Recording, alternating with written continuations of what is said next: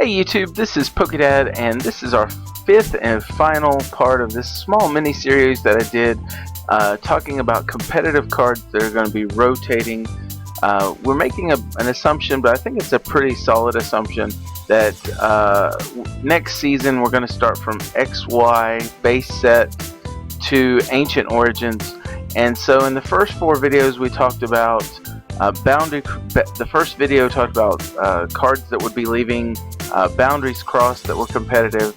The second one was Plasma Storm, third Plasma Freeze. The last video that I just did before this one was talking about the ones from Plasma Blast that are rotating.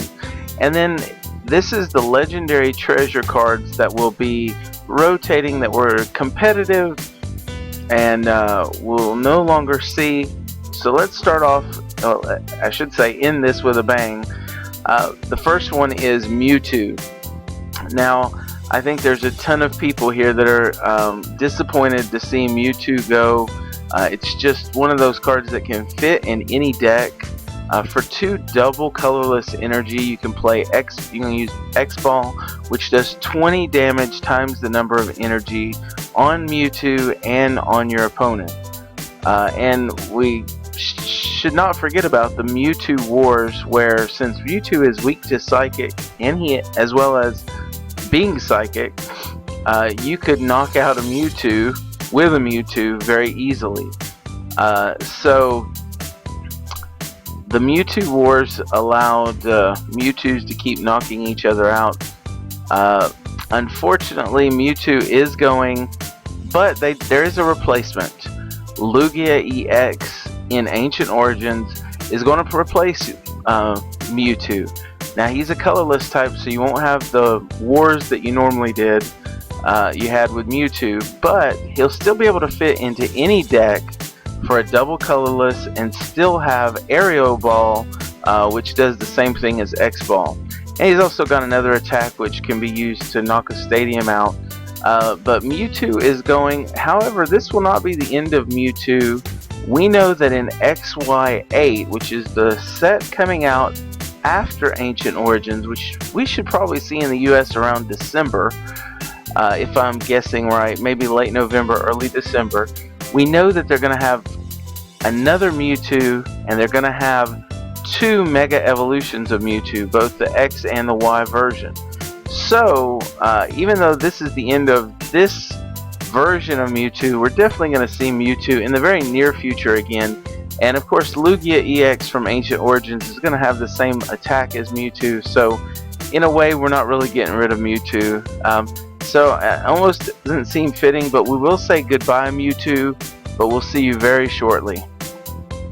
One card that either a lot of people are going to be happy about or a lot of people are going to be sad that's rotating is Garbodor. With his ability, oh, I forget what it's called, Garbotoxin. Yes, how could I forget that? Garbotoxin. You basically put a tool card on Garbodor, and Garbotoxin knocks off the abilities of every Pokemon. So it doesn't matter whether it's your Pokemon or your opponent's, everybody's Pokemon loses their abilities with Garbotoxin. The only way to really get rid of it was to either use Zero Sick or use like a Startling Megaphone or a Tool Scrapper.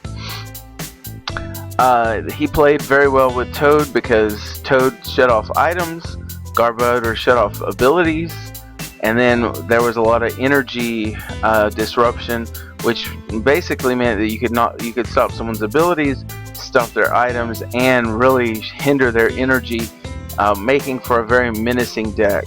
He was also used in other decks. Yveltal and Toad came together, but basically he was a very menacing Pokemon, and I'm sure some people are sad to see him go, but many are relieved to see Garbodor go.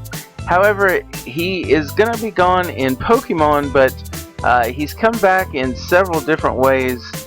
There's Silent Lab, which is a stadium which shuts off basic Pokemon's abilities, so we still have that. There's also Wobbuffet, which shuts off abilities, but Wobbuffet can be Lysandered out of the active position, so Wobbuffet isn't the perfect fit either. And then there's Hex Maniac, which is a new supporter card that's coming out in Ancient Origins, and that will allow you for one turn to shut off the abilities of both you and your opponent. Fortunately, you can use all your abilities before you play the Hex Maniac, and then play it right at the end of your turn, right before you attack, so that it really will only shut your opponent's abilities off for one turn. But again, that's just for one turn. But there is no way to stop it like you can with Silent Lab or with Wobbuffet. So some people are saying goodbye, so long old friend Garbodor, and others are saying good riddance. So goodbye Garbodor, and we're moving right along. Now we have Darkrai EX. Darkrai EX is actually a very interesting Pokemon. He's been used in, obviously, Dark decks have really loved him. Yveltal, he's teamed up with Yveltal and Manectric and Mega Manectric, Yveltal and Toad. Just a flat Yveltal and Baby Yveltal Dark deck. He fits in also fairy toolboxes where you can transfer rainbow energy around, so that you basically give your Pokemon free retreat, and you get to move the energy around with Aromatisse. So he's very useful with his ability to allow anybody with a dark energy to retreat.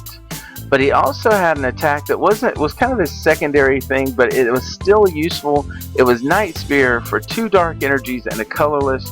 You could hit for 90 and then 30 to the bench.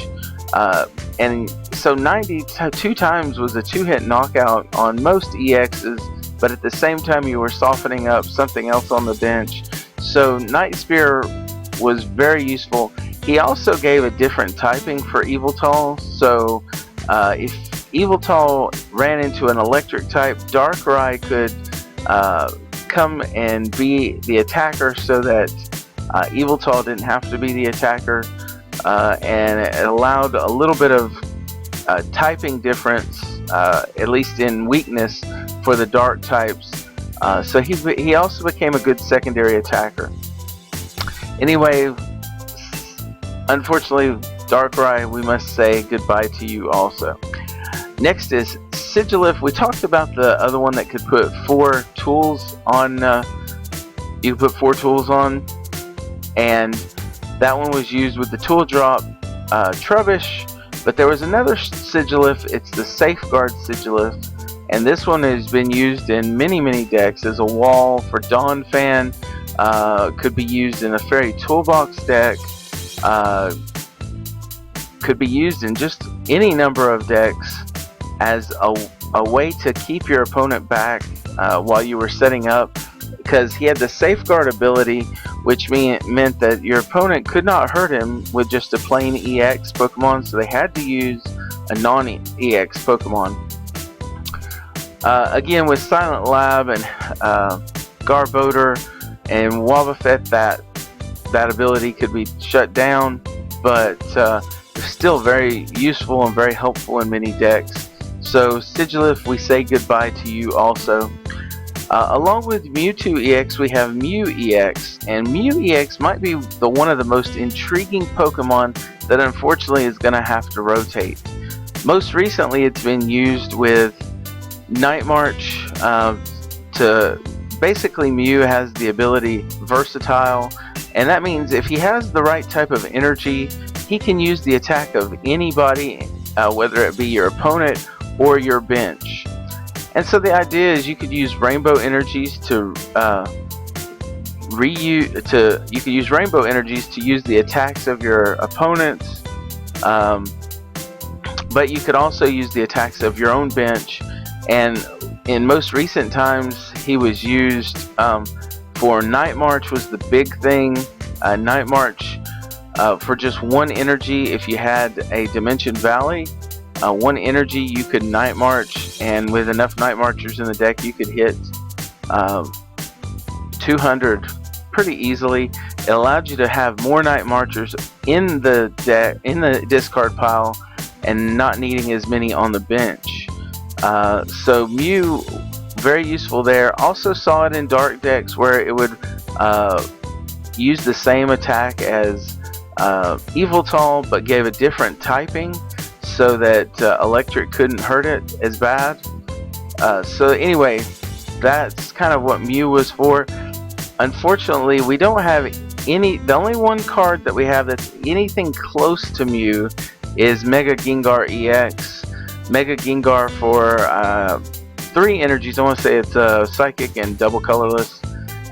You can use any one attack of your opponent's that's on your opponent's bench or active, but you can't use any attacks of your own bench. So Gengar really is not as versatile as Mew EX, and that's the closest thing that we have to a Mew EX.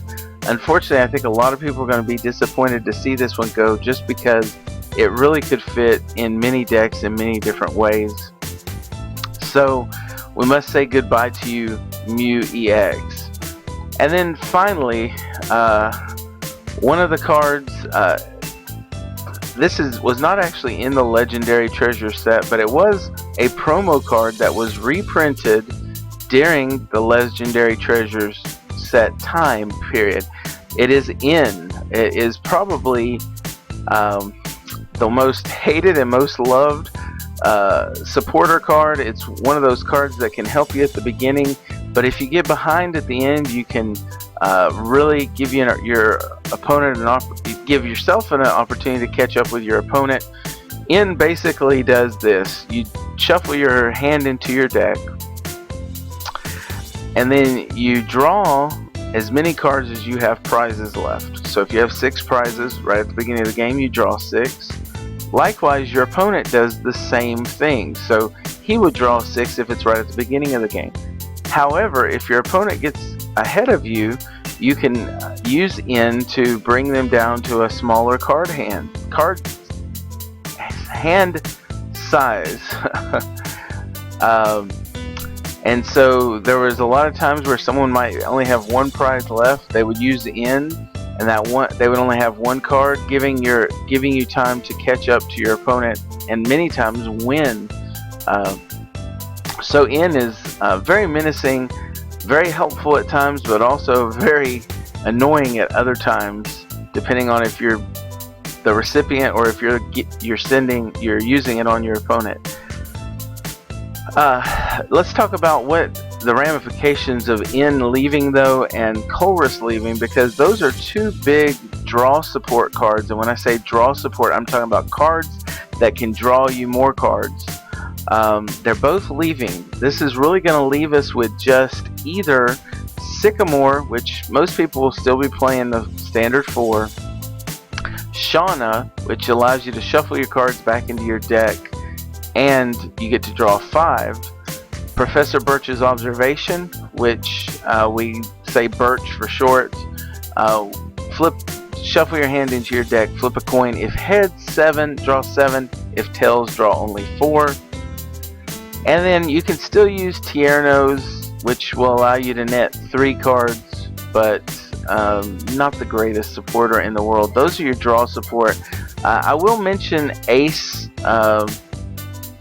Trainer as a new supporter that's coming out in Ancient Origins, but I don't really consider it a draw support. I mean, it does draw you cards, but it's really more of a I would call it a hand disruption. It's really here to disrupt your opponent's hand more than it is to help you draw cards. The reason I say that is you can't play it if you and your opponent have the same number of prize cards. If you do have the same number, it's unplayable. But if you have more prizes than your opponent, so if they draw 1 prize, let's say you have 6 and they have 5, or at any time they have less prizes than you do, you can play Ace Trainer. It allows you to shuffle your hand into your deck, draw 6 cards, and your opponent shuffles their hand into their deck and can only draw 3. Now the reason why I don't call it a draw supporter is because it is a dead card until your opponent gets ahead. So it's really more to help you catch up. Now there might be some strategies where they intentionally try to give a prize up just so they can use it, but I think that might backfire in most cases. I'm not saying it can't be done, I'm just saying in most cases. So Ace Trainer to me is not really a draw support, leaving us basically with Shauna, Birch, and Sycamore. We do have a lot of item draw now that used to not be in this set, and there is Shaman with the setup ability. So I think draw power is going to be shifting not so much from draw supporters as it used to be. I'm sure they'll still be in there, but you're also going to see a lot of draw power from Shaman, and you'll see a lot from item cards. However, who knows what will happen in the next sets, so we'll keep an eye out, and of course I'll keep you up to date with all the latest content. Anyway guys, this is the last video on the competitive cards that are rotating. This is the Legendary Treasures one. Check out the other 4 that were before this. Hit like, subscribe. Tell me what your favorite card from Legendary Treasures was. Also tell me what was the best card, the one that was used the most in tournaments that you remember, and tell me the one that was of all these cards, what was your least favorite to have to deal with? Was it was it Garbodor? Anyway, so leave those comments below. This is PokeDad, and I hope you have a great day. We will talk to you later. Goodbye.